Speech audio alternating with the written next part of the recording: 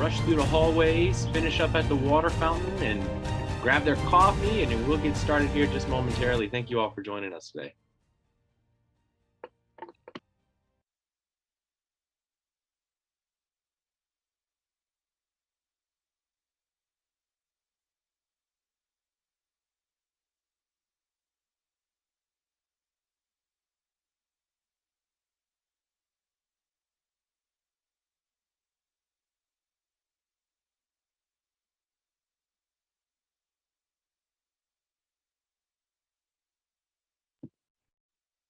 Hi, Jamel, how you doing today, my friend? Doing all right, y'all. Like everybody else, taking it one day at a time.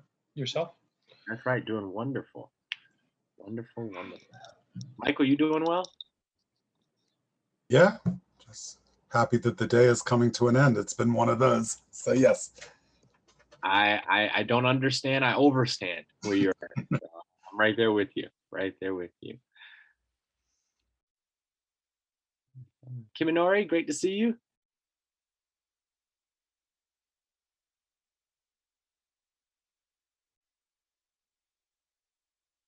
And Lauren, we're excited that you're here. Lauren, everybody officially wins for best headshot. Just letting you all know that. Lauren has the best headshot. Thank you. I'll pass it along to the photographer. That's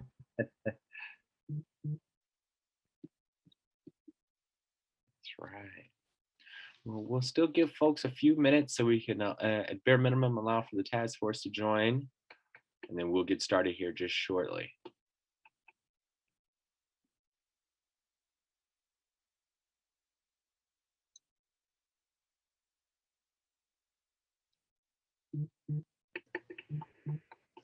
Cedric, good to see you. Hey, good afternoon to everyone. Good afternoon. Glad you can join us. It's been a tough day, but I tried to make sure I could make it. I think one of the planets is spinning the opposite direction or something.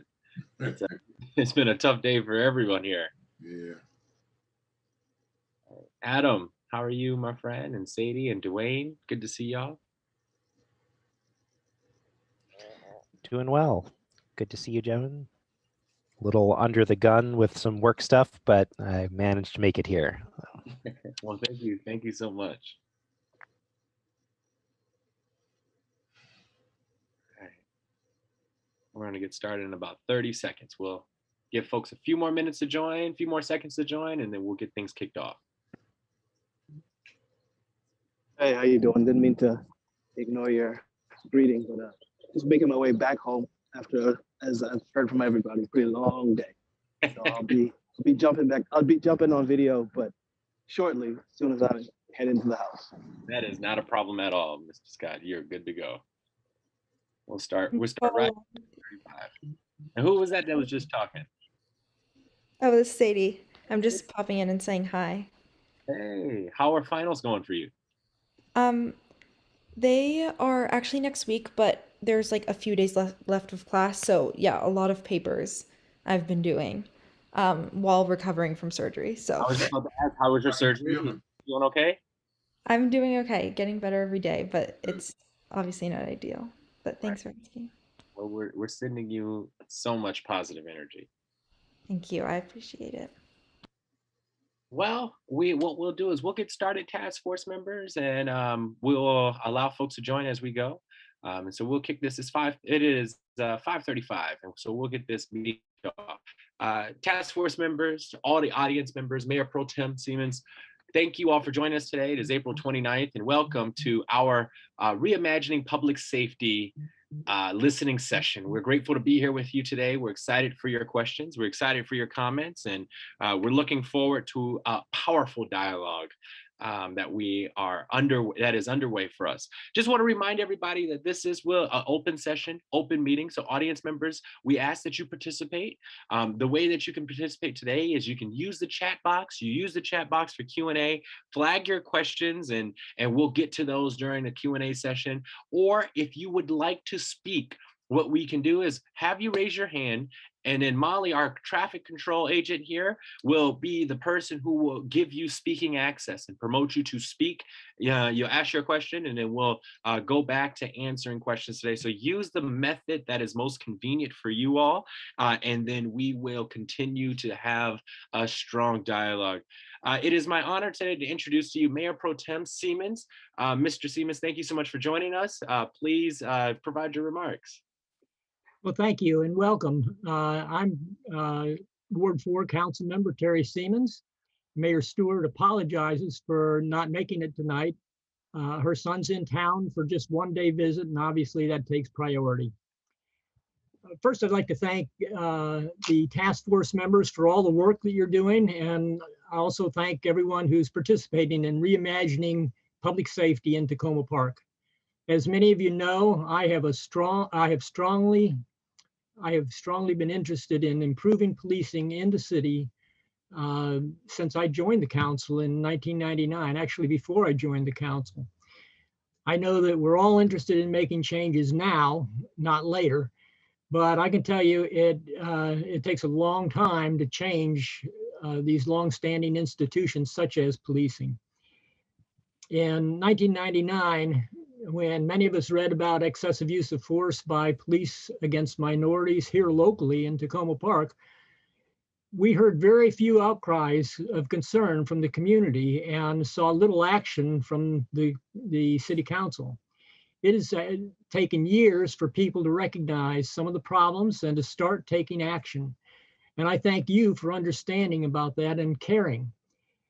Fortunately, we now have a city council under Mayor Stewart's leadership that is taking action. The Reimagining Public Safety Task Force is our first step, or our next step, in addressing the issues.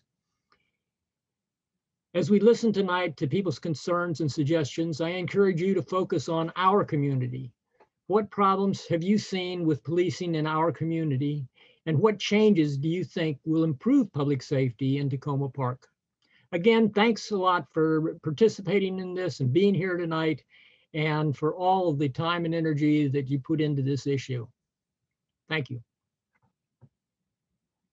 Thank you, Mayor Pro Tem. We appreciate your thoughts.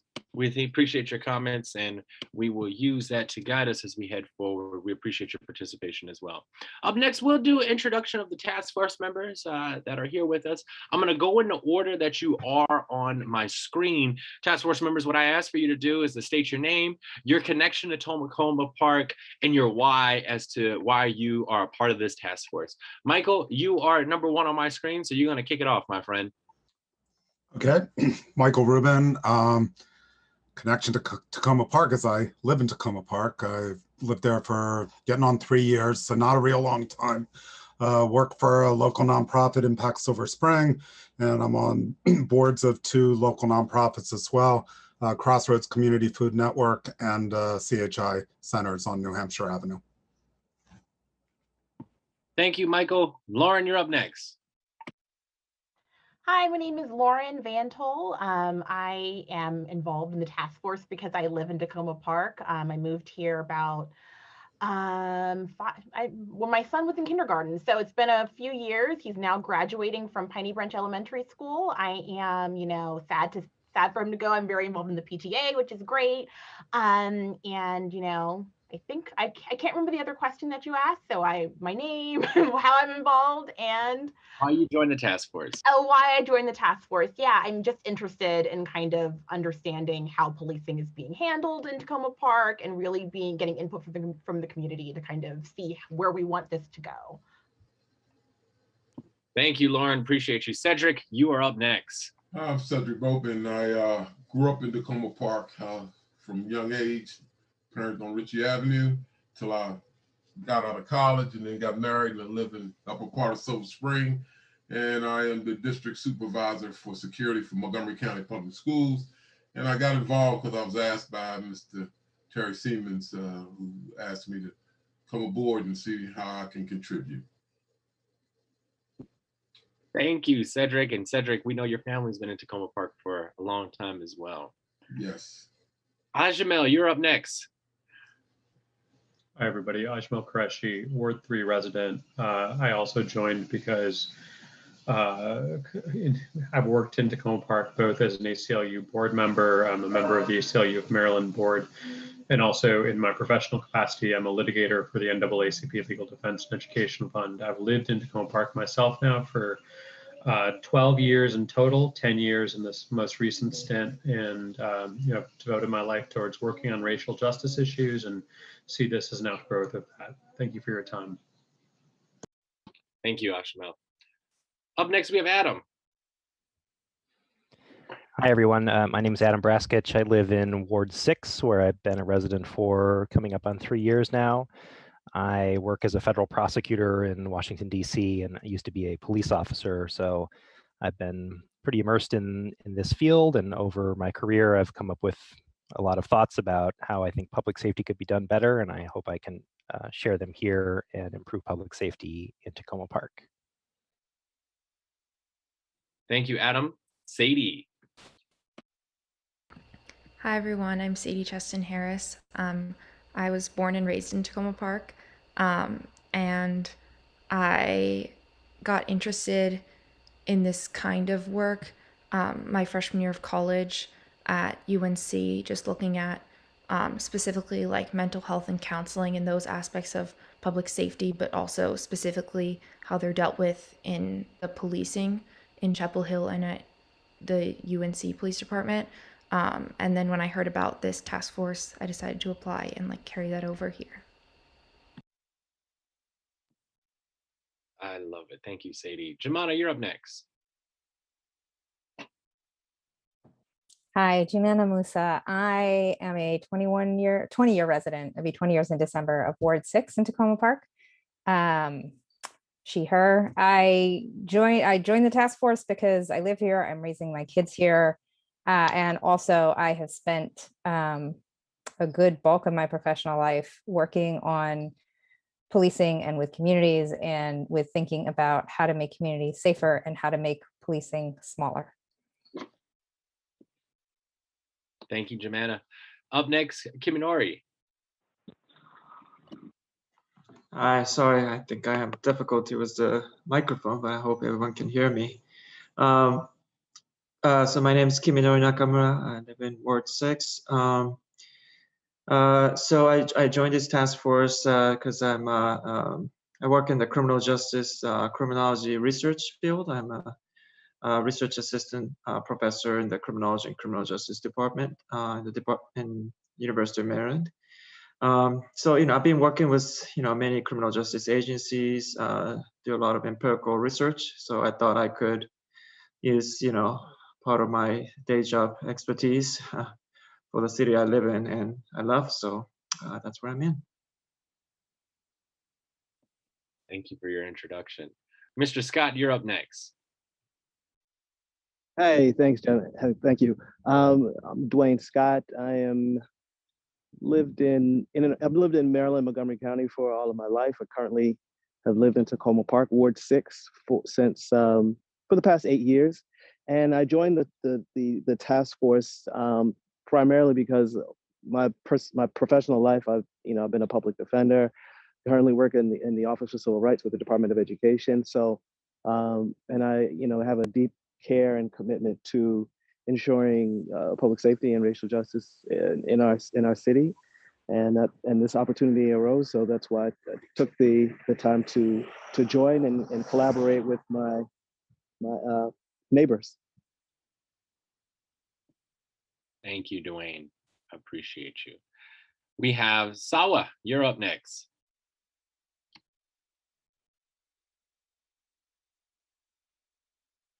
Oh, Sawa, if you're in a place where you can't unmute, Chris, we'll go to you. Hi, sorry, did you call me? I can go. I'm driving, but I can go. Okay, so my name is Sawa. I live in Ward 5, and I live in Tacoma Park, Montgomery County, almost 2 years now, going on 2 years. And I joined the board because I've had experience with the police-related work. And what I've done, it didn't really go so well. So I'm here to give suggestion on what I learned and also explore other means in order to improve police relationship with the community. Thank you for your introduction, Sawa.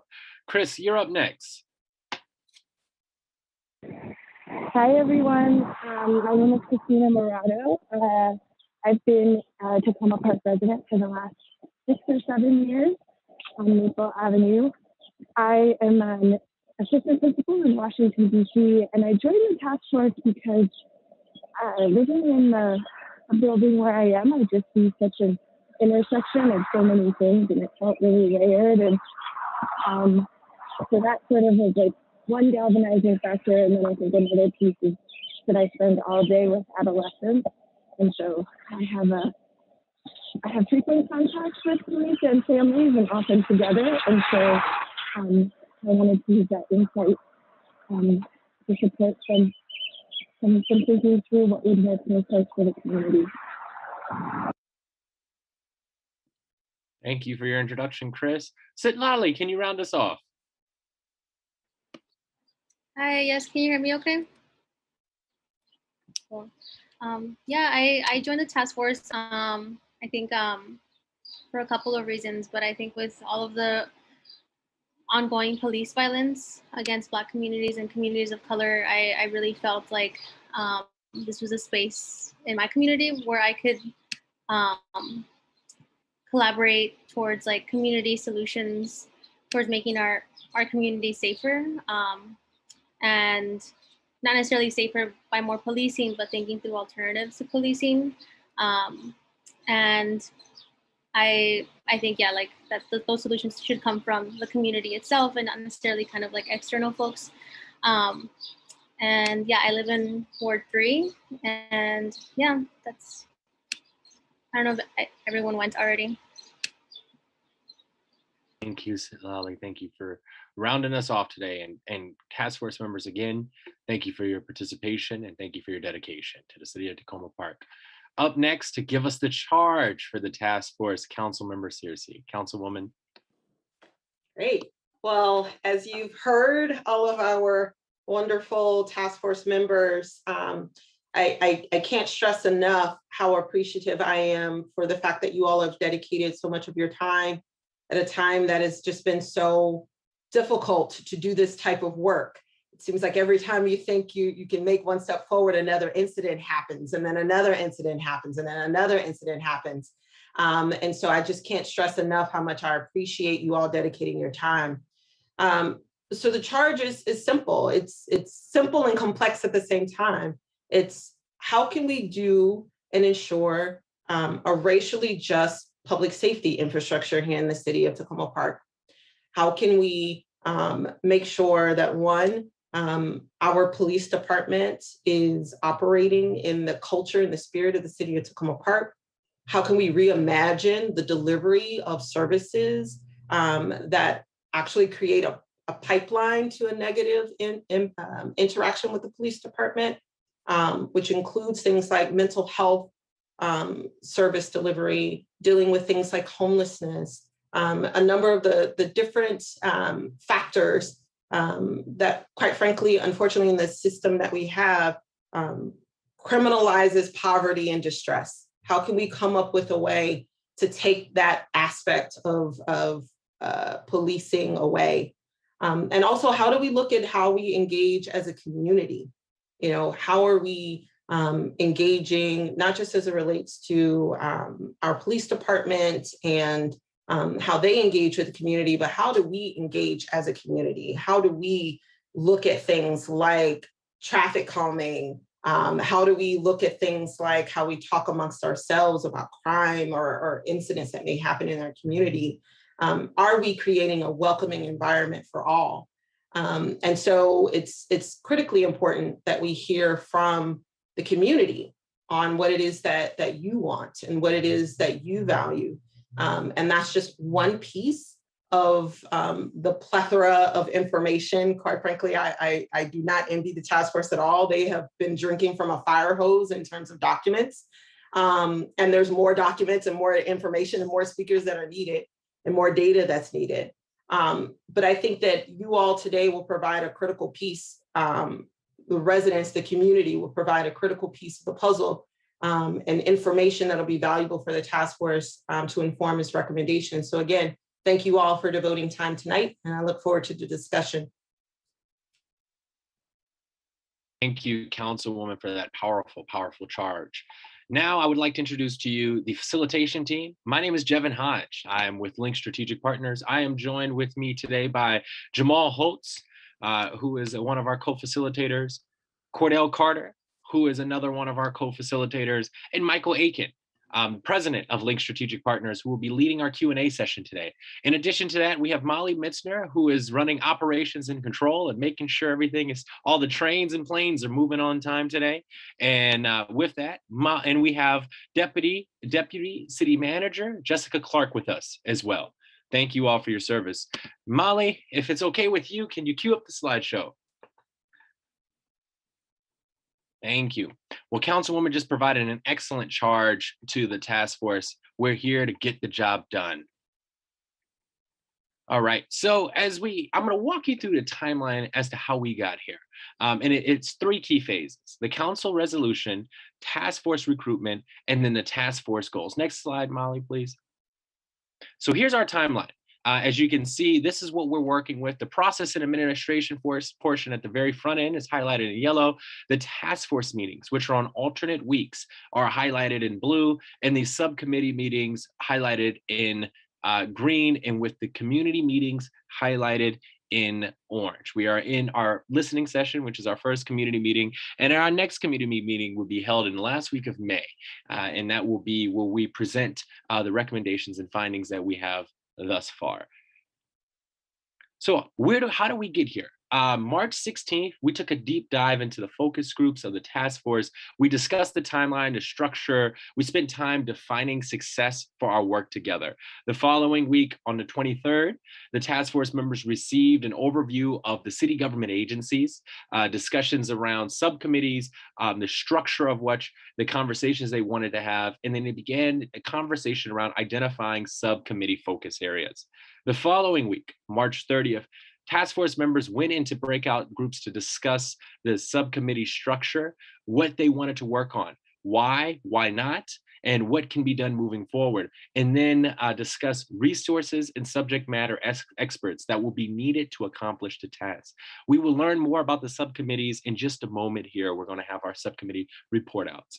On April 6th, Chief Duvall presented the detailed traffic stop data as requested from the subcommittees, from the task force as a whole, broke it down by race, took questions from the task force, and had a comprehensive dialogue with the leaders of the task force. The following week, on April 13th, the proposed subcommittees, assignments, and facilitators were announced. We broke in to have conversations for the first time, mapped out some of the recommendations for actions, identified future needs as with regards to resources, subject matter experts, data, and started to ask the key questions of what types of recommendations would we like to present.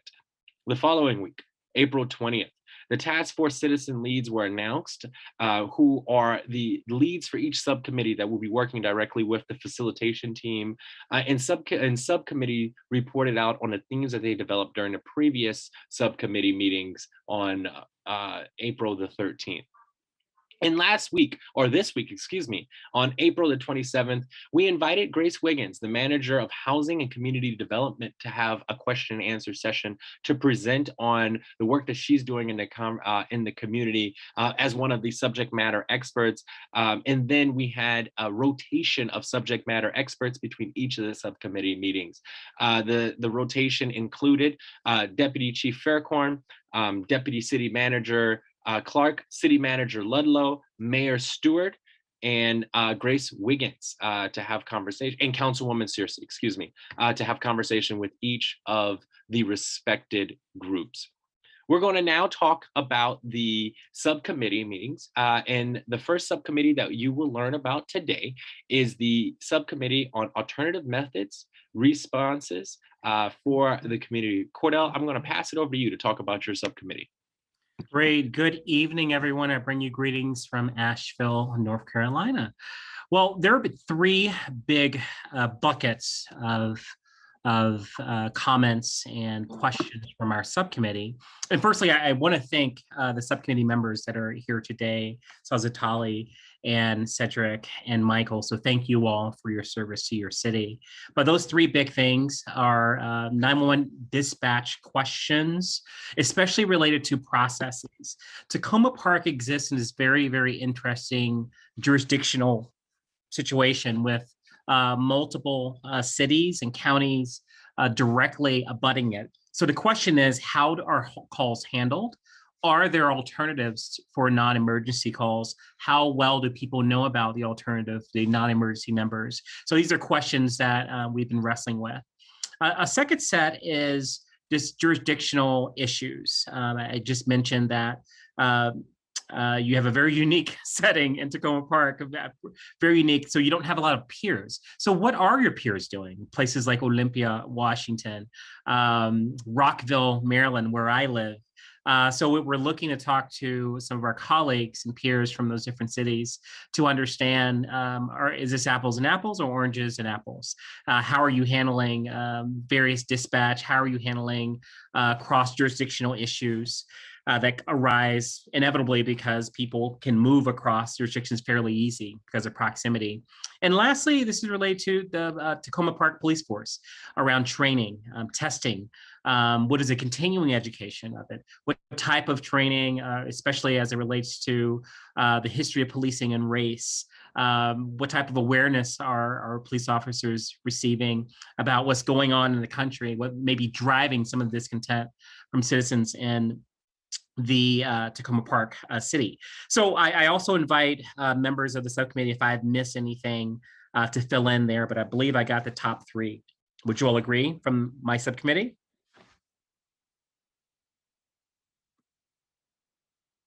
All right, thank you.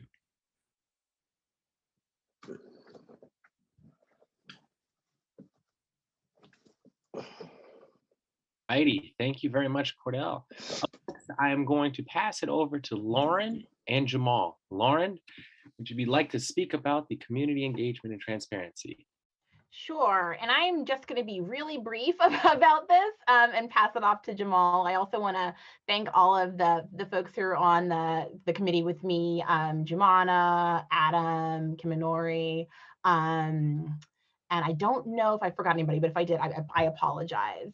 And so what we're really kind of looking for, and I feel like we're still in the kind of information gathering phase right now. We're really trying to hear from the community. We want to make sure that we are understanding what people want, but what we're really looking at right now is kind of how, mechanisms and opportunities to draw opinions and concerns from the public. We really want to think about accountability from city agencies, including the police department, on communication policies and processes, transparency regarding how residents are informed of, the rules of Takoma Park associated with living here, and if they should be concerned with the rules and how that would be communicated to them in the first place. The TPPD hiring and training and tasking relative to, the actual demands and daily expectations and experiences that they have. So those are the things that we're thinking about. I'm going to open it up to any other of the task members who have additional things to add, or Jamal, if you'd like to add anything as well. Yep, I'm happy to. Thank you, Lauren, for that overview. But as Lauren mentioned, the subcommittee 3 was really focused on community engagement, transparency, and accountability. And Jevin, you can click the next. Oh, perfect. Sorry, Jevin, go back one. So here, Molly, I'm sorry, but here's some of like the initial questions and feedback for discussions we kind of want to gauge from the public today. What are the most effective ways for the community in the city to communicate and engage with each other? So that includes talking about communicating policies, initiatives, and legislation that's newly passed and laws and things like that that is important for the community to know.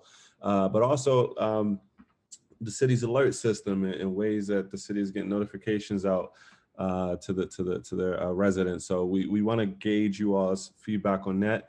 In addition, is what can we know about what officers are trained to do relative to what they are asked to do? So we kind of want to get your feedback on that. I know some of the other subcommittees touched on some of the alternative methods. What are some things that officers should be trained to do? What are some things that we should start thinking about? Like mental health services? What are some ways we can start thinking about that from a police standpoint, but also from a communication and community engagement standpoint? Next slide, please, Jevin. And here's some of the, and Lauren touched on most of this, but some of the themes that we've been talking about within the subcommittee is mechanisms and opportunities to draw opinions and concerns from the public, accountability from city agencies, including the police department, on communication channels, policies regarding information shared and timing, processes for communication decisions around agencies. So when press releases or communication goes out from an agency, what's that process like? What are the chain of command? And then transparency regarding how residents are informed of the rules associated with the living in Takoma Park. So what are the norms? What are the laws? How do I go somewhere and how can I search somewhere and understand and know those laws? Communication process and tools, and then reviewing the current police training program. So taking a dive on those trainings that police are participating in, and what are some other trainings that we can think about in this conversation. So thumbs up from my subcommittee, Lauren's subcommittee. Thank you. Up to Jevin. I appreciate you, Jamal. Thank you very much. All righty, Sawa, would you like to speak about the Community Quality of Life Subcommittee? Yes, hi, thank you. So our committee is the Community Quality of Life, and our members are Dwayne Scott, Christina Morato, Ajamel Crucial, I'm so sorry if I pronounced your name wrong, and Emil Parker. So basically, in order for us to define community quality of life, we need to work across multiple sectors and fields. And that is why we are discussing the intersection of public safety and quality of life, which is going to include housing, mental health, and more, as well as the implication of Tacoma Park programs, policies, and budgets. At the moment, we have discussed alternative approach methods for mental health services, calls related to homelessness and evictions, and other housing related efforts such as code enforcement and neighborhood services. Moving forward, we would like to further explore things like, what makes up a community. We will discuss and investigate measures and indicators for quality of life, such as community safety measures, quality of housing, health, and community collaborations. So we would love to get your input on what do you think we should focus on the community quality of life, what makes up a community, and the biggest concerns that you have and complaints regarding to your community. Thank you, Sawa, for your report out. Dwayne, Ajamel, anything else? Chris, anything else to add to the community quality of life overview? No, I don't have anything else to add. Thank you. Wonderful. Thank you, team. Molly, I'm going to ask that you let down the PowerPoint, and we're going to jump right into our Q&A session. Michael, I'm going to pass it over to you to lead us through our Q&A. Excellent. Thank you, Jevin. And we were getting comments leading up to the meeting about how the public was most looking to interact tonight. And we got some comments that, yes, all of the task force meetings and subcommittee meetings have been made public and they're all recorded and they all live online. So if anyone wants links to any of them, we can provide them. We also know it's a lot to go back and watch all of those. So it was important to provide a high-level overview of what the task force has already been looking at and how they're organized to allow for some better dialogue. But the rest of this meeting is a listening session. There are a few different ways, as I put in the chat box. If you feel more comfortable doing it by text, just use the Q&A function at the bottom of your screen. Type it in. I will read the question out and we'll have a dialogue about it. If you'd prefer to do this verbally and share thoughts or feedback or questions, just use the raise hand function on the bottom. I'll call on you. It'll ask you to unmute yourself so that you can ask a question. And then once you're done, it'll put you back on mute. So whichever way you are most comfortable. I'm going to start with Mike Houston, who's had his hand up for a while, and then we'll go to some written questions. Mike, the floor is yours. Thanks. Can you hear me okay? Perfect. Great. Mike Houston, I'm the general manager of the co-op and just wrote a short statement. Operating a business in 2021, there are extremely few scenarios when I can imagine I would want to call an armed officer to help resolve. While I recognize a great many police community interactions occur without escalation, the presence of a deadly weapon introduces variable and risk that is not acceptable to me. My store's policies dictate that I am responsible for the co-op's goods, staff, customers, and property, putting my moral stance against weapons at odds with the technical requirements of my job. I would imagine I'm not the only business operator who would like to see the availability of trained officers who do carry the full force of the law, but do not carry deadly weapons available to respond to businesses. Theft, trespassing, argumentative customers, people experiencing mental health crises, and more have traditionally resulted in businesses calling the police. Removing guns from the equation makes me much more comfortable with utilizing police services when we need them. A successful pilot in Denver that I'm sure this task force is aware of has responded to community calls for almost a year with non-armed officers trained in mental health, first aid, and other support. I ask you to consider having non-armed officers or officers who leave weaponry behind available to respond to calls. Thank you. Thank you so much, Mike. Do any task force members have any follow-up questions for Mike? Okay, excellent. We've got all of those comments and we very much appreciate them. I'm going to go to a written text, a message in the Q&A. It was directed to Cordell and he answered it, but it was about, did the subcommittee look at police coverage and staffing numbers?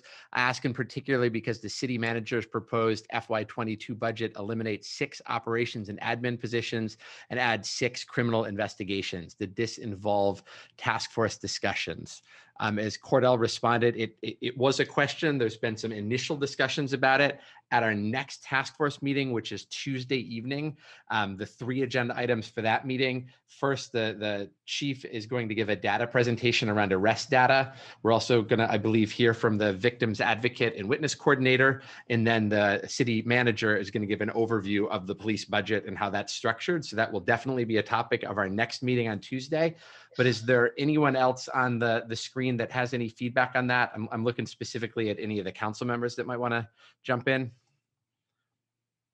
Anything I said incorrect around how we've been looking at this?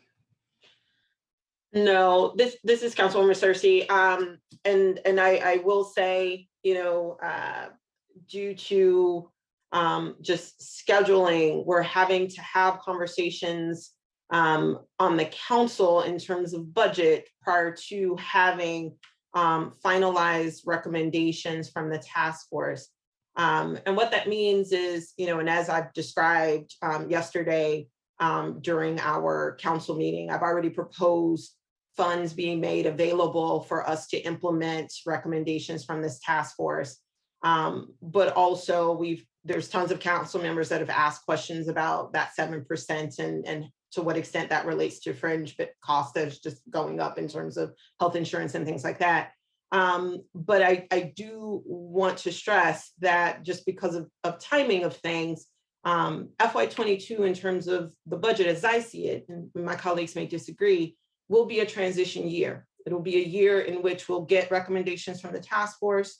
We'll have perhaps resources available from ARPA. We'll have abilities to run pilots, and then we'll have the ability to make substantial organizational restructuring over the course of FY22, should they be something that is called for. So again, I hear you. I hear what folks are asking for and calling for. I just, you know, want to request that folks are a little patient as we allow the task force to make recommendations that they see fit, allow the council to make the necessary suggestions that we see fit for the purpose of the budget this year, and then use the next year as a way to really implement actions that are needed. So that's I don't speak for the entire council. That's just me. but that is how I see this process as it relates to not just recommendations, but also implementation of change, phasing out over the next year. So I hope that answers your question. Elizabeth Wallace said she'd like to upvote Seth Grimes's question, which is the one we just talked about. If any other task force members have anything they want to add in there, I'll leave some space for that.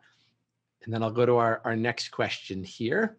I'm going to do one more written one, and then we're going to go to Matthew Ling. So Randy Marks asks, I'm wondering about police interactions with the schools. I get how controversial school resource officers are. I'm conflicted, and it seems like there should be some way to have schools interact with teens at Tacoma Middle School. I didn't see the schools listed on the community slide. Thanks. Subcommittee members, is there a subcommittee that's been specifically looking at schools? Well, we did ask about SROs and there were any in schools in Tacoma Park, and we were informed that there were not. And so there are no SROs on any schools. We also asked for data about any kind of police interactions and arrests or in and around schools, and we did receive that data as well. So we don't have any SROs, which is great, and hopefully we continue to not have any SROs in our schools here. Thank you, Lauren. Matthew Ling, go ahead and unmute yourself, and we'll bring you in. Go ahead. Matthew, can you hear us? Hello, yeah, I can. Can you hear me? Yep, perfect. I guess I had a quick question before I give my comments, which was, has the Public Safety Task Force been involved or been briefed about the shootings with Mr. Dixon back in April at all? I'm seeing some heads shaking now. I only ask because there are certain, the way that was handled raises a lot of questions, and I'm not sure if this is entirely within the purview of the Public Safety Task Force, but I thought they would be worth mentioning and exploring. I don't want to spend too much time getting into it, but I think from what the public knows, there seems to have been problems with the way the police department handled the investigation. back in May when Mr. Dixon assaulted a woman and said he used pepper spray, and then potentially again in July when the shooting occurred. Specifically, just wasn't, even though he said he discharged a firearm, he wasn't immediately arrested as far as I'm aware. So my concern here is that there seems to be a bit of bias at play. Why was Mr. Dixon's case handled the way it was? From what I understand, the officers knew that he was an off-duty law enforcement officer. So my suggestion was that if we're concerned about bias, one place to explore would be taking away discretion for incidents like this about how officers are to investigate. So my thinking was that there could be a general order that is promulgated by the chief or could be passed by resolution of the council that said that police are required to take very specific steps if there is a law enforcement officer involved, whether off duty or from another jurisdiction. We have that already for use of force for police officers, Tacoma Park police officers. If they use force, they have to follow a bunch of, there's some strict rules about how an investigation has to be handled, but that should also, I think, apply to off-duty officers. And frankly, it might seem unfair, I think, to some that, oh, why should officers have special rules? You know, why should there be extra scrutiny for officers in these circumstances? Shouldn't, you know, police investigate everything equally? Well, no, police officers hold a special place in the public trust, and I think, and plus because there's, you know, bias at play. There's cultural reasons why officers tend to believe in other officers. This a strict rule about specific procedures would mean that you know, officers couldn't, like, you know, do their buddy a solid or do their fellow officer a solid. They'd be bound by specific set of rules. That was the first idea. The second idea was that after the shooting, it kind of occurred to me that there wasn't really any oversight of the police department. I was pretty vocal at the council, but as I understand it, it's not within the chief advisory board's purview to be looking at specific incidents. And you know, I understand also that we have a small government here and that city council works and has lots of personal relationships with the police department. I think it would probably be appropriate that there would be some external or independent group that's like, you know, almost like a committee, like also like a special committee that would take part. From what I understand, it sounds like in investigations and overview. From what I understand, the department will be conducting an internal review of what happened in May and April, and that those findings will then be shared and reviewed by an external subject matter expert. I sort of think there should be probably more involvement from the community, from someone independent in those procedures. Because as far as I can tell, there's just otherwise no ways to review the conduct. I appreciate that, Matthew. It has been an active dialogue among the task force. Lots of things around that. A lot of the subcommittee scopes started to gain some clarity in response to questions that were raised around that incident. Task force members, council members, anyone want to weigh in on that? But I will say that it is certainly been an active part of the discussion of the task force, and it's really focused a lot of where the recommendations are going to go. Jumana? Yeah, I mean, from my perspective, no, we didn't get any special briefing. I think we got a small sort of update that then went public not much longer after we got it, but it was a very general update. We were told that they will be reviewing the outcome of whatever the investigation is with the task force. Again, I don't know what that looks like. And I know I had submitted questions on wanting to know more detail on what the investigation looks like and who's handling it and, you know, what authorities come out of it. And I also have a question in on whether there's any policies, and I'm very sensitive to the fact that there's an ongoing, you know, investigation, prosecution, but I think the process questions should not fall under that. But whether there is any policies that have been changed in the interim.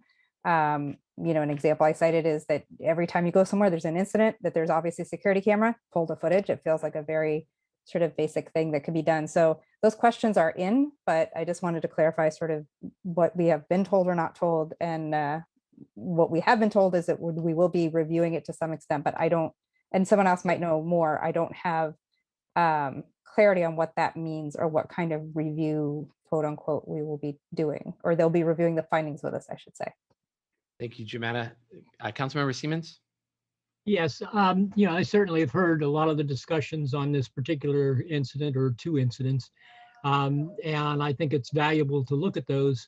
I'm hopeful, though, that the task force doesn't get bogged down on just those specific incidents and starts and thinks about it. Maybe they have. I haven't been involved in the discussions, but think about the question in general about how our police actions reviewed and how is accountability maintained when there are complaints from the community and when incidents happen, and even complaints from within the police department, and what if any changes might be appropriate there.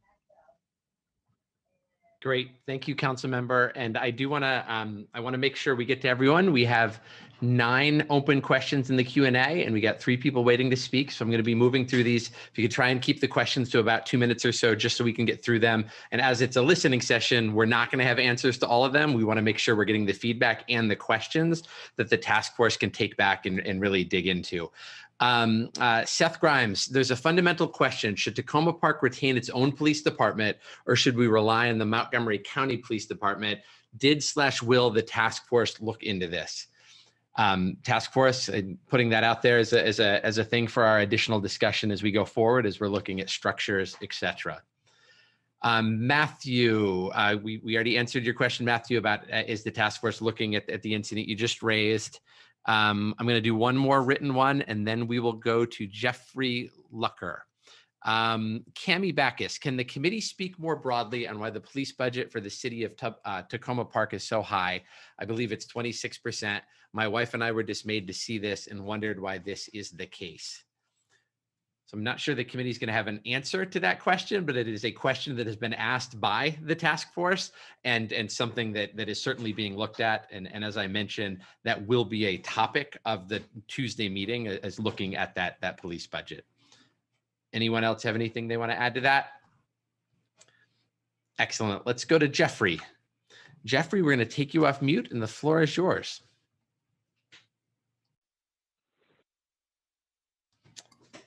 Hello, this is Jeffrey. Can you hear me? We can. Excellent. So I've been in Tacoma Park for almost 30 years now, and I moved to the address I live at when my daughter Hadley was born 25 years ago. The reason this really hits home for me is that Hadley suffers from behavioral health issues. She struggles since high school with bipolar and substance abuse, a combination. She has broken through on the substance abuse side, and she still struggles with bipolar. When she is in a bad state, she becomes extremely loud and extremely verbally abusive. And if you get into her space, she will be a strong force. And so in the period of her illness, I used to call the police when we would get frightened because she would get too strong for us. And there was a crisis intervention specialist who would come from the Tacoma Park Police. And I had a lot of trust for the Tacoma Park Police. And good experiences where she was taken to Adventist Hospital. She had to be hospitalized about maybe 5 times in the last 10 years. And so for extreme behavior. And she still lives with us. She's still in our care. And we're making progress. It has to do with the fact that mental illness medicines are experimental, and you try medicines, and some medicines create some conditions and others don't, and it takes a while for the trying to find the right cocktail, and we're in a much better mix of medicines, although there's still vulnerability. My question is there a way, so Montgomery County has a behavioral health group that I could register with, and I called them and tried to set it up, and I would rather call somebody other than the police for an intervention with my daughter. And if this group could help us get to a place where there was an alternative to calling the police, that would really help. The other alternative is that I call and I ask for a certified crisis intervention specialist, and it's amazing what the difference is. Because mental health requires time, and police officers don't necessarily feel like they have time. And so when they show up, they try to resolve the situation fairly quickly. And that's the worst thing you can do when somebody's in a mood disorder situation. It's on top of that, after she got aggressive with the police. And so now I'm in a double jeopardy where she is being treated at Montgomery County Health Court, which is doing well, but the police forces trying to solve mental health problems is a weird mix. And there's some helpful characteristics with that, but I really would like to make a plea and I don't feel like I saw it in the topics, that the elephant in the room is mental health, and finding a way to properly respond to behavioral issues. I can predict, I'm willing to register. I'm willing to let them know that there's an issue here, but there's just no mechanism, and there's not enough resources on that front. Thank you, Jeffrey, for sharing your experience and the thoughts. I'll say that mental health has been a key thing that the task force has been asking for more subject matter experts around to really find best practices, and something the city's been very open to looking for recommendations around. So that'll inform a lot of the work which you just shared. Sawa, I saw your hand up on this one. Yes. Hi, Jeffrey. My name is Sawa, and we did cover that. I am the lead for the community quality of life. And so our focus is also partly on mental health. And just to share with you, there's a method in Oregon, Eugene, Oregon, and it's called Cahoots, where instead of sending the police officers, they send like a community health worker or a health worker. So that's something we can implement or consider doing if there's budgets. So yeah, I do recognize your concern. So it's been covered. That is truly the need. And for me, in my world, that would make all the difference. And we actually had from Adventist Hospital a specialist like that was available to us for about half a year, and it totally solved the problem for a period of time for us. Thank you so much, Jeffrey. I'm going to do a couple more of the written questions to make sure they're heard by everyone who's attending, including the task force, and then we'll go to Eli. Elizabeth Wallace talks about mediation House Bill, mediation's the topic. House Bill 1016 from 2016 permitted our chief to appoint up to 2 non-voting members to the disciplinary board.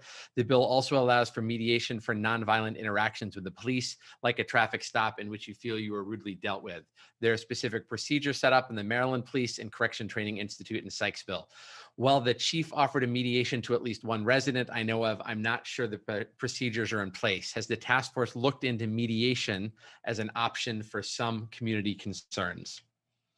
So let's make sure that we filter that into the appropriate subcommittee to really look at that. Thank you, Elizabeth. Abigail asked, apologies if I missed this, are any of the subcommittees looking at police training and use of force policies? I know that's specifically something a committee is looking at. Would anyone like to unpack how we've been looking at that so far?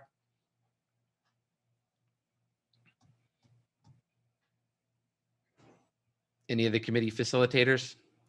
So this, I'm happy to do it as well. The specific request, the chief has provided a list of the trainings that all officers go through. And the request from the task force has been, we also want to know who's doing that training. So not just the trainings, but who's providing that training, how often is it, et cetera. And so that request has been made back to the department for that level of information. Anything else training wise that anyone wants to add in? Thank you, Abigail. And then one more, and then we'll go to Eli. Randy Marks, with respect, Lauren didn't answer my question, probably because I mentioned the SROs. My question is, are you looking at how the Tacoma Park PD can interact constructively with Tacoma Park Middle School? Lauren, I know that's something you'll take back into your committee, but is there anything you want to add to that? Perfect. Eli, we're going to go ahead and unmute you, and the floor is yours. I think Lauren is about to. Oh, Lauren, were you jumping in? No, it's fine. I think that we're going to take, we got information from the chief of police about current interactions with Tacoma Park Middle School. There weren't many, but I think it's important, I agree that it's important that the police are, known to the school and engagements are kind of qualified and kind of structured in a way that is not scary for the students, and that they understand that the police are, we're all looking to kind of collaborate in a way, and to make sure that everybody's voice is being heard, and to really, yeah. Perfect, Lauren. I appreciate that. Eli, go ahead. Thank you. My name is Eli Weikel. I live in Ward 3. Lived in Tacoma Park for about 3 years. Before coming to the DC area, I was a public defender in Miami for a couple of years. I'm now a full-time dad. I just really want to encourage the committee to really go bold and big with its recommendations. And I have a lot of ideas I want to share, so I'll try and go quickly. The first thing that occurs to me and that I want to share is that my wife was the victim of a strong-arm robbery here in Tacoma Park in 2019. And I was surprised to learn, looking at the crime reports before this meeting, that it was the only robbery in Ward 3. Which is good. I think crime is really pretty low in Tacoma Park overall. I also don't think there's anything the police could have done to prevent the robbery. And I don't think anything much happened afterwards in terms of an investigation. What was more striking to me is that 40% of crime is in Ward 6, and it seems like a lot of it is concentrated along the commercial corridors along New Hampshire Avenue. And so it seems to me that a real possible solution to look at is in design. What physically is making this an attractive place to commit crime, and what physically can be done through economic development, through lighting, through geography, for making inviting community spaces to make it a less attractive place to commit crime. Additionally, I think the committee should consider some really major changes to bring accountability to public safety in Tacoma Park. A very extreme measure, but I think a good one, would to actually transform our whole system of government to a strong mayor form of government. Right now, the police chief is accountable to the city manager, who has been, in this most latest incident with Tacoma Overlook, very supportive and defensive of the police and cast aspersions on people asking questions about what happened. If we had a strong mayor, an elected leader would be accountable for those hiring decisions and for the department. Additionally, I think has been somewhat alluded to, some kind of civilian oversight over police misconduct with teeth. I know there was a report in the Washington Post about that issue this week.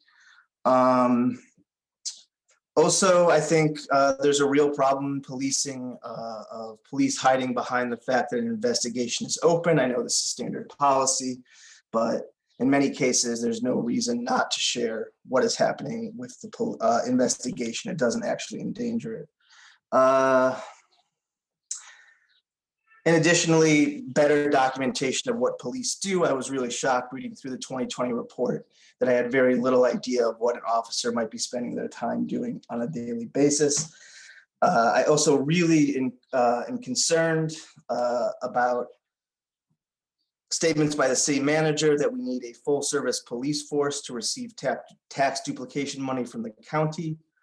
I'm not quite sure what the basis of that is, and my understanding is alternatives as well to public safety are acceptable. Sorry, I'm getting a little lost here. I think that unbundling police functions into different agencies would be a major solution. I know there's been talk of moving neighborhood services and traffic, but perhaps an even more radical change of officers that,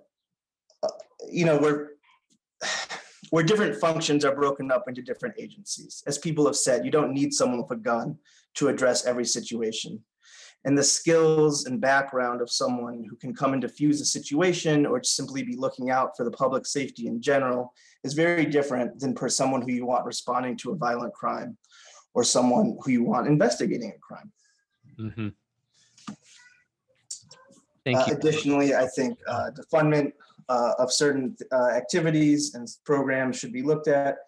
including limiting drug possession enforcement, eliminating the K-9 unit. I was very disturbed to learn that the Montgomery County SWAT unit was used last year to execute a fraud warrant. I think that is only appropriate if there's probable cause that a suspect is armed and dangerous. Thank you. Thank you, Eli. All helpful and comments. We are also, just for everyone's background, we're going to drop into the chat box the public comment form. So if you've got really specific things and you want to make sure we get them with a great level of specificity, please drop them in there. Everything that goes into that form is cataloged basically and is shared with the task force members going forward to inform our work. So please use that and share it with your networks to make sure we're not missing anything. Simone, we're going to come to you next. Let me get a couple text-based questions in here as you're getting ready, and then we'll come to you. Abigail Conrad shared, I think the first incident with Mr. Dixon raises the question about how the police responded to incidents involving unhoused and other vulnerable populations. It seems like there should have been an elevated duty of care for how those incidents are handled and to make sure investigations are not reliant on a political victim advocating, a potential victim, advocating for themselves. Thank you, Abigail. Elizabeth Wallace asks about statistics. Who's committing crime in Tacoma Park? From my research online, I found that many of the serious crimes are committed by non-residents of Tacoma Park. Mr. Carter mentioned the cross-jurisdictional challenges. It's a prime location to commit a crime here and run across the border to DC or another county. How will that factor into the solutions you come up with regarding the need for social service support and education, housing, employment, et cetera? On the other hand, how can we identify the underlying problems that precipitated crimes committed by Tacoma Park residents and other areas of the DMV, perhaps from whom warrants were issued, and for which it is possible to be proactive in social issues in the future? Cordell, I know that's something specifically your subcommittee's digging into, so we'll make sure we get you these comments. And then the last one from Elizabeth here, will you look at transparency regarding behavior of Tacoma Park officers off duty? Off-duty Tacoma Park officers in the past and currently have been indicted or charged with crimes. Mr. Nakamura may have more current data, but I understand that officers who engage in such behavior are off-duty are 5 times more likely to abuse the rights of persons in the community they come in contact with in the job. Citing some cases from 2015 and 2016. Very few people in the city know about these actions. Mueller, as I hope you know, will be on trial in May for a sexual assault of a minor. With the changes in Maryland law, like the repeal of the Law Enforcement Officers Bill of Rights, the possibility of being more transparent in the future is possible. I'm very much looking forward to your work in this subject. Thank you, Elizabeth, for that level of detail. Go ahead, Jamal. I was just going to say, I also know Kiminori is on my subcommittee, and I think that's something we can unpack around transparency and engagement. Perfect. Let's go to Simone. Go for it. Hi, can you hear me? We can. Right. My name is Simone de Lima. I am Brazilian, but I have called Tacoma Park home on and off for 9 years now. And I am not a specialist by all means. I'm from a completely different area. But I would just like to share my testimony as a resident who has faced situations in which I did not know who to call. So just as feedback, as you seem to have asked for this meeting. So about a year ago, there is a parking lot for a building that's right next door to my house. There was an altercation between a man and 2 women. And this was right when the pandemic, when we were all scared to be out and about with other people, when we had the stricter stay-at-home orders, but I did hear a woman screaming. So I left my house, and at that moment, I felt very conflicted and very afraid to call the police because of the problems, as we all know, of police violence. So there's a part of me thinking couldn't happen in Tacoma, like nobody's gonna get hurt, and another part of me thinking it could happen in Tacoma, and I don't wanna be the person who calls for the police and there's an altercation and somebody ends up getting shot.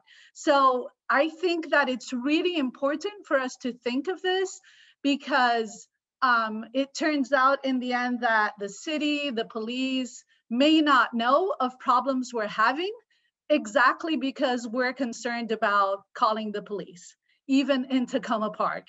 In this particular instance, the man was headed towards the women with his arms raised. It turned out he had already tried to strangle one of the women.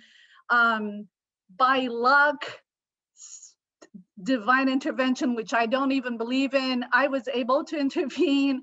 I asked if the women needed help. I told them, I got my car out. I told them to jump in my car. Everybody was very agitated.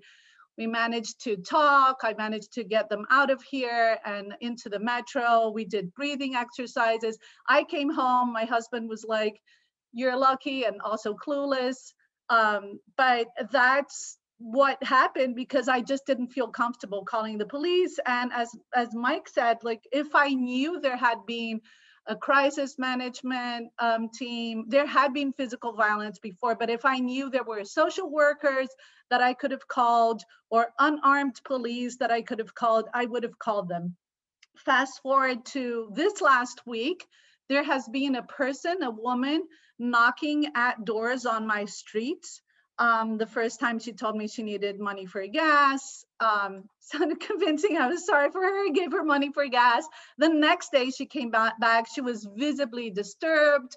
She had she was pummeling at my door, and it turns out she was pummeling at doors up to 1 a.m. In our street and whereabouts, and asking for / demanding money. The second time she was very aggressive. She demanded money from me. And again, I let some neighbors know. I was very, very careful with my wording. I wanted them to be aware that she didn't really need the money to take her sister to Virginia, but at the same time, that times are rough, that she's like clearly she's suffering psychologically. And I just want to help this woman. At the same time, it's not me giving her $20 every time she shows up at my house. Mm-hmm. We need a crisis team desperately because people need help. I would have been afraid if she had called me, if she had been pummeling at my door at 1 a.m., which she did to my next door neighbor. So we definitely, and these things are happening, and sometimes they're even under the radar, because I don't want to send out an email to the whole of Tacoma Park list, God forbid, in that environment, and like there's a witch hunt for the woman pummeling on doors, or there's the people yelling at people who are talking about it gets so overheated, and so we definitely need professionals to deal with these things, and that's my request to the task force. I appreciate you. Who are trained in social work, who are trained in crisis management, who are unarmed, and who can deal with the spectrum of human suffering and need that we have in our city. That's it for me. I appreciate that. Really helpful. And that level of specificity is so helpful of thinking through what's the response in this type of situation.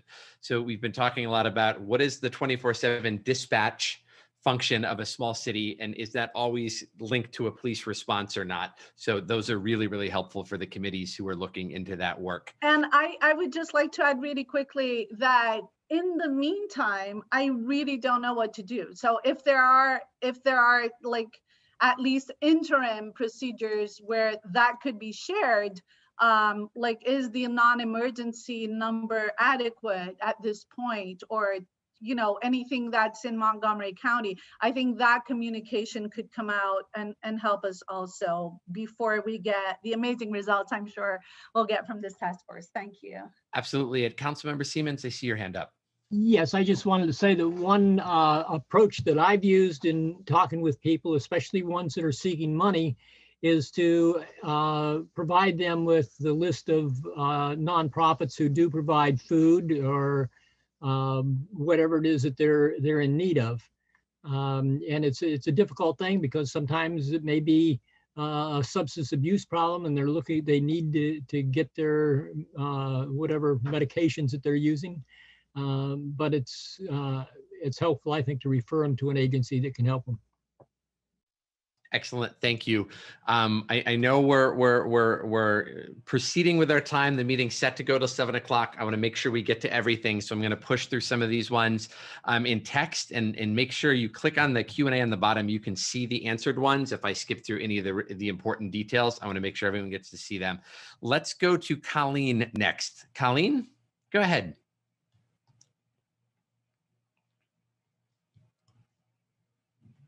Colleen, can you hear us?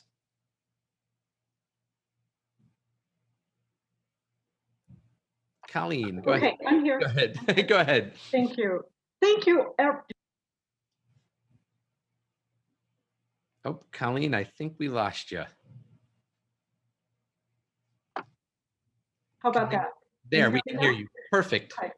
Just want to say thank you to everyone for serving on the committee. That is a real service to our community. Really, really appreciate it.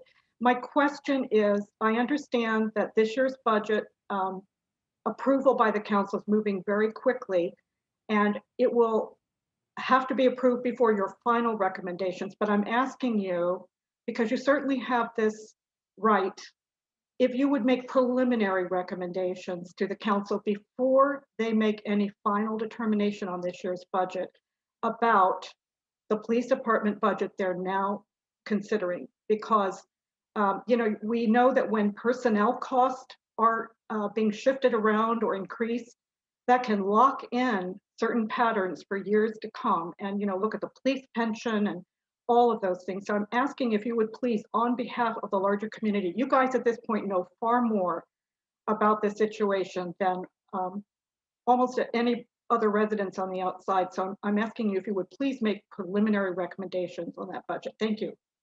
Thank you so much. Very, very helpful. I would like to go to Cami next. Cami Backus. Hi guys, can you hear me okay? We can. Hey, I'm Cami Backus. I grew up in Langley Park, not too far from where I currently live in Tacoma Park, Ward 4. Terry's my council member and my neighbor. So, you know, I'm really excited to see this commission, and I think that I have three things to share. The first is that I really strongly hear and acknowledge the need for some type of unarmed support team, whether that be for mental health or, for instance, an issue that we encountered this past year where we realized we hadn't seen our elderly neighbor in a couple of days. We were really concerned for him. We know that he is fiercely independent and would likely, you know, not take kindly to someone banging down his door, but he's an older Black man, and we didn't want to call an armed police force to the home of an older Black man. Luckily, we were able to ask around, talk to neighbors, and find the number of a relative who was able to drive over and check on him. So that's the first thing I want to say. The second thing is, I think this might have been mentioned in an earlier question, but I'm curious to know if any of the committees or subcommittees are investigating or looking into whether it makes sense for Tacoma Park to use canine force. I did read a couple articles about a very brutal incident involving a Tacoma Park police trained dog a few years ago who attacked a woman and did not lay off of her, even after the handlers theoretically called her off. I've read an increasing number of articles about how this is often the case, that the handlers are perhaps not well trained or the dogs are not well trained. And I'm just deeply concerned that may not be the way to go.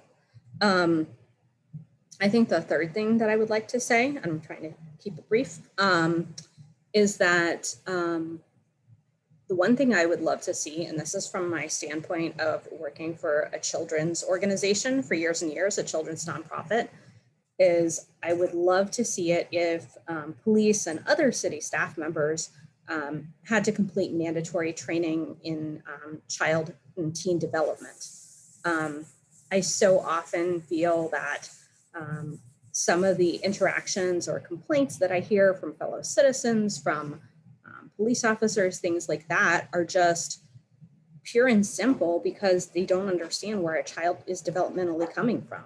You know, a teenager is not necessarily going to behave in what we as an adult think is a super logical way.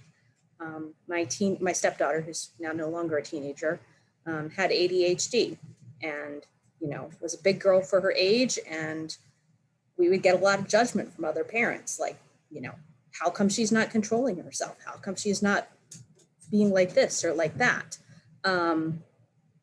Yeah, so that's just I think those are my top three things. And I'm really excited to see this task force, the subcommittees on it. And I look forward to seeing the work that you all will do. Thank you, Cami. Those were really, really helpful. We've captured them all. I want to make sure our facilitators are going to get them into the specific committees that are already looking at them and going forward. I do not see any other hands raised. So if I'm missing that, please feel free to put in the chat box that you're looking to be called upon and I'll come to you. I'm going to work my way through the Q&A box in our remaining time, but if anyone else would like to talk, please just use the hand raise feature and we'll come back to you.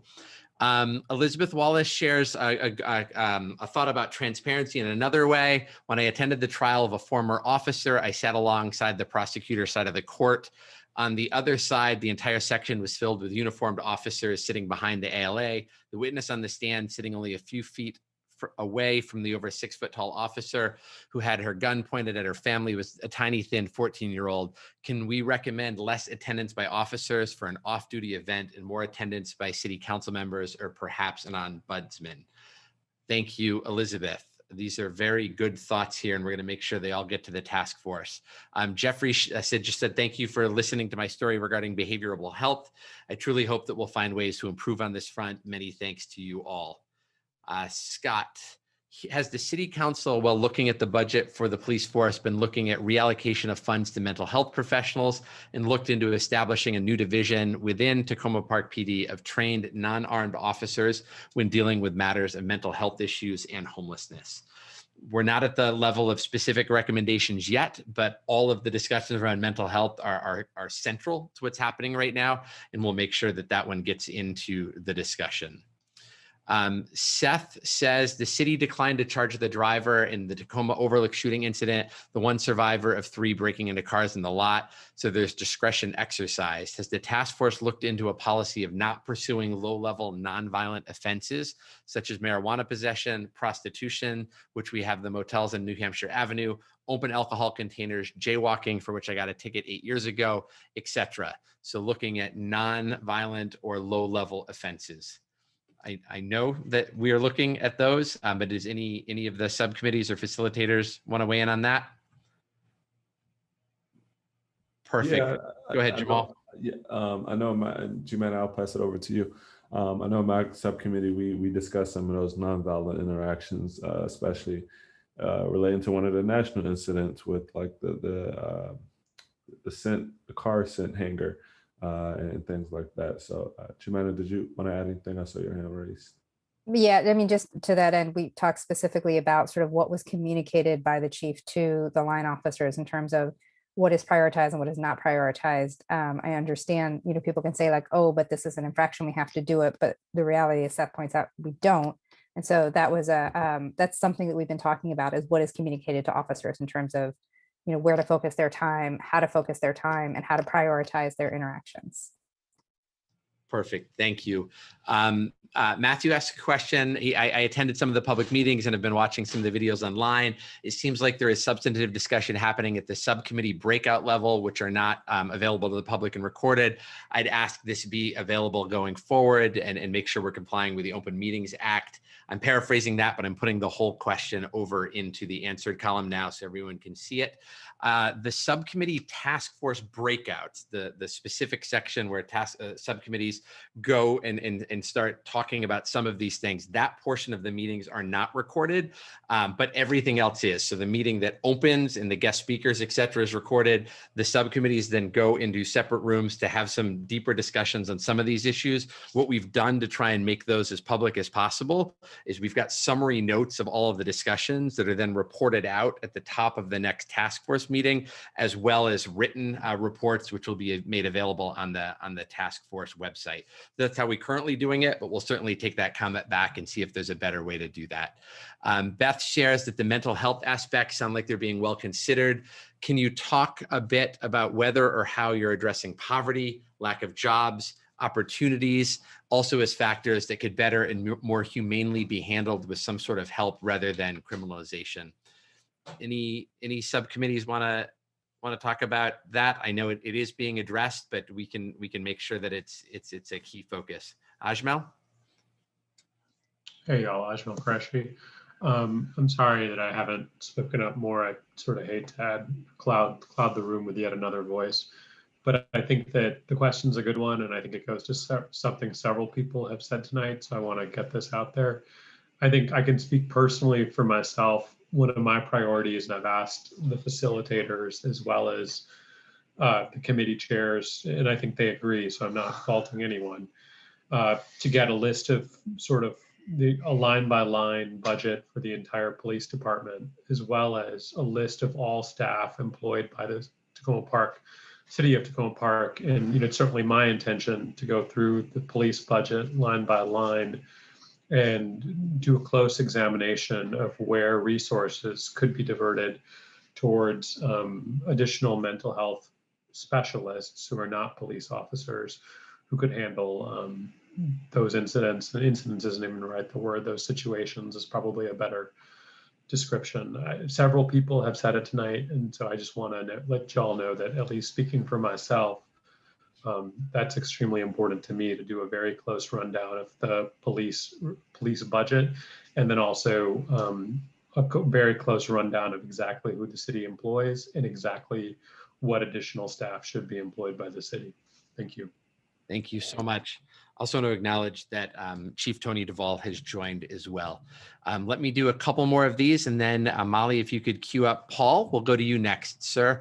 So Elizabeth talks about forgotten homicide victims, gives some very specific details that I want to make sure are seen. So I'm going to move that over to the answered column. But she says that the public trend seems to be get upset, forget. Let's please keep the public informed periodically on unsolved or serious violent crimes so that we can send tips, be informed when it's solved or if it's still pending. And most important, do not forget the victims. Such an important point. There are a couple of questions here that I'm going to group together about the best way to get information to the task force going forward. As I mentioned previously, we've dropped a link, which we'll do again into the chat box, of a public comment form that is on the Tacoma Park website. We'd prefer as much feedback as possible to go there, simply because it makes it the simplest possible to format that in a way that we can get a report to all the task force members of the comments that are coming in.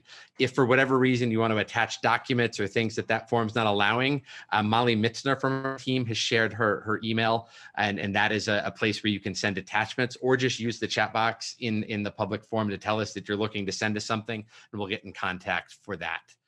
Paul, go ahead. The floor is yours. First of all, thanks to the committee. I'm on a city committee. I know it's a lot of work. I appreciate what you're doing. It takes a lot of time from you and your family. I want to start out with a quote from Trevor Noah. He said, "This is not a question of a few bad apples. This is a question of a rotten tree." And that's exactly what we have. This is a systemic problem. Over half this meeting's been about process. Here's the three things I want to suggest that your task force engage with. Number one, a civilian review board, no police. Okay. When I've had complaints, I'm not going to the chief of police. I'm not going to the chief of police and complain about his lieutenant that basically called me a liar over $35. That's just not the way it's going to happen. If that happens to me, what happens to a brother who's really hurting or really down? The second thing I want to say is eliminate this canine segment of the police department. This is slave patrols. What are you people talking about? I mean, what is this other than an instrument of terror? Answer me that. This dog got loose and bit a woman in DC. And what is the purpose?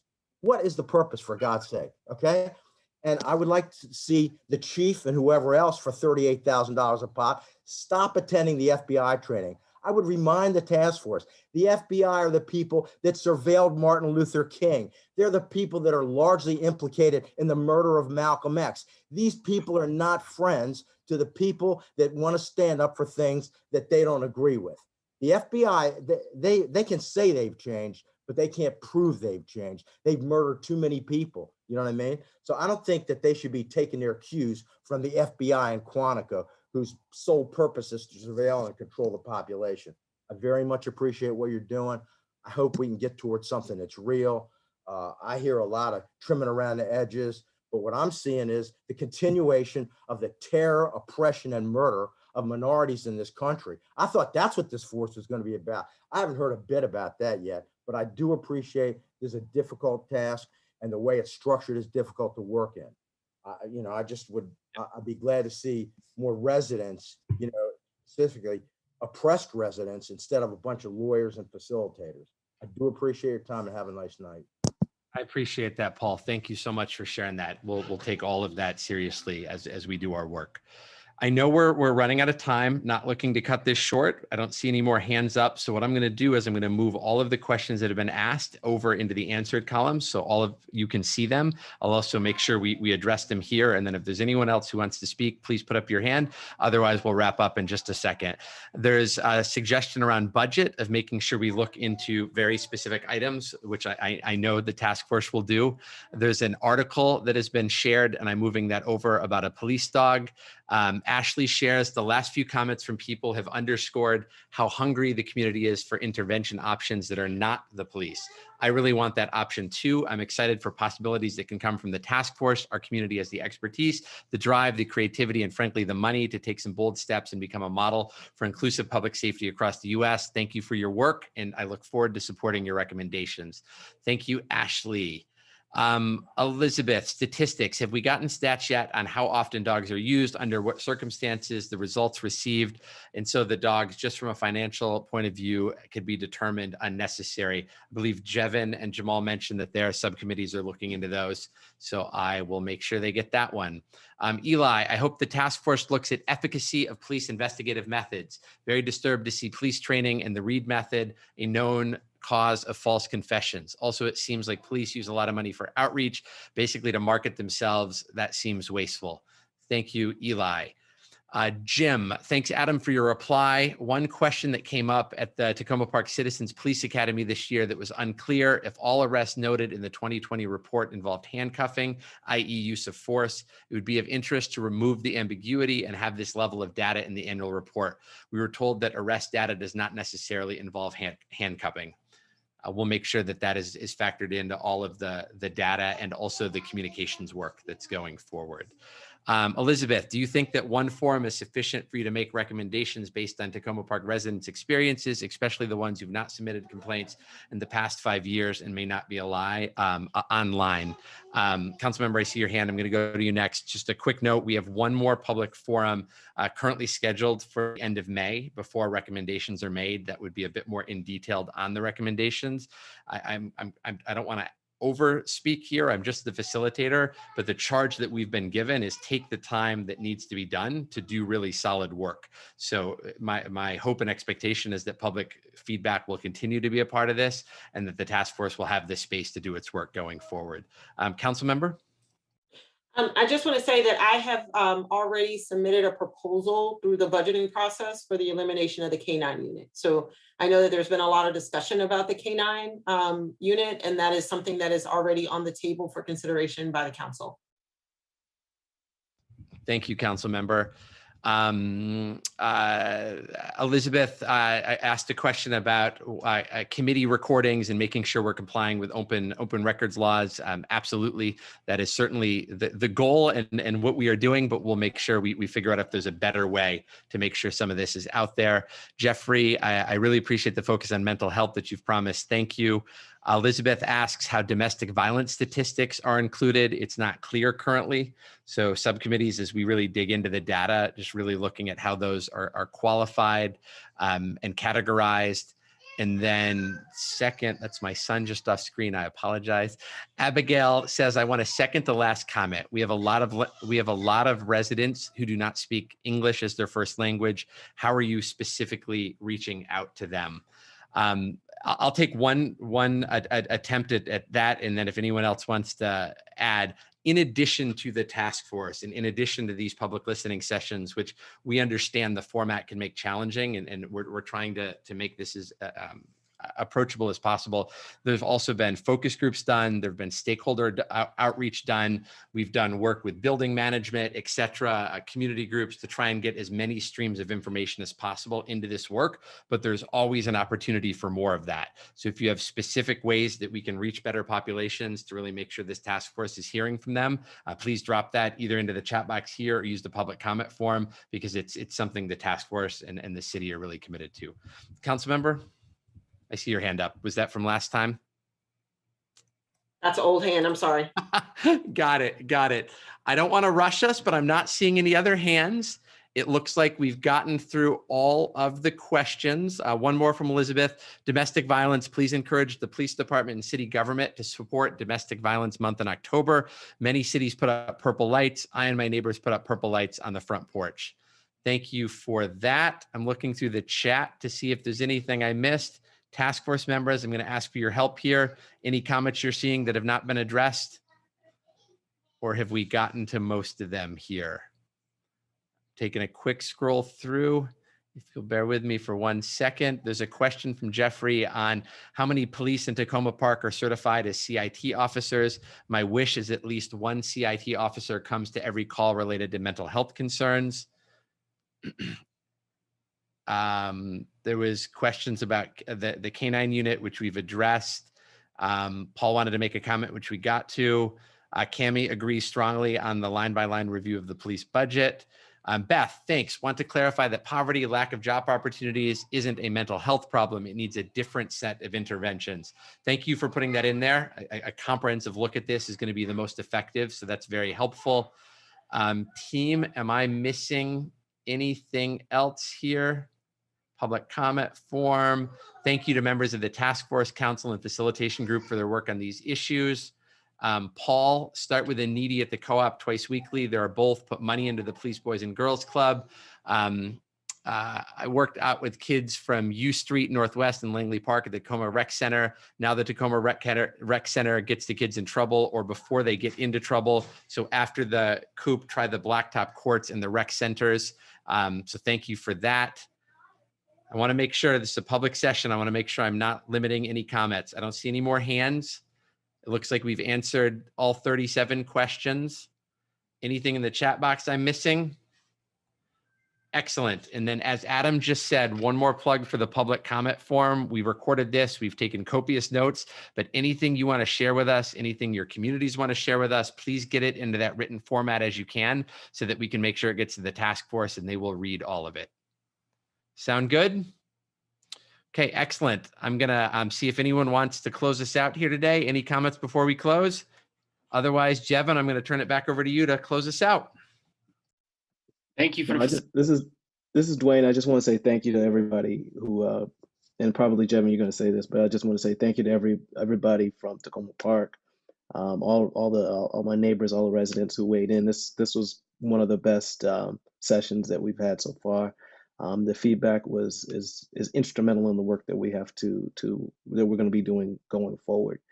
So I really appreciate a lot of the comments, many of the unvarnished and just open sharing of concerns with us. That's exactly what we're looking for. So thank you.